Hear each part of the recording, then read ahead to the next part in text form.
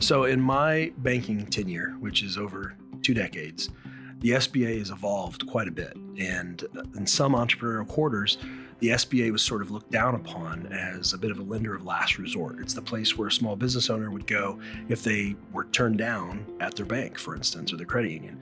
And I would say that that's not really the case anymore, particularly coming out of the pandemic with the effort that SBA demonstrated to the business community, specifically the small business community. SBA is looked upon differently these days than it was 20 plus years ago when I entered this industry.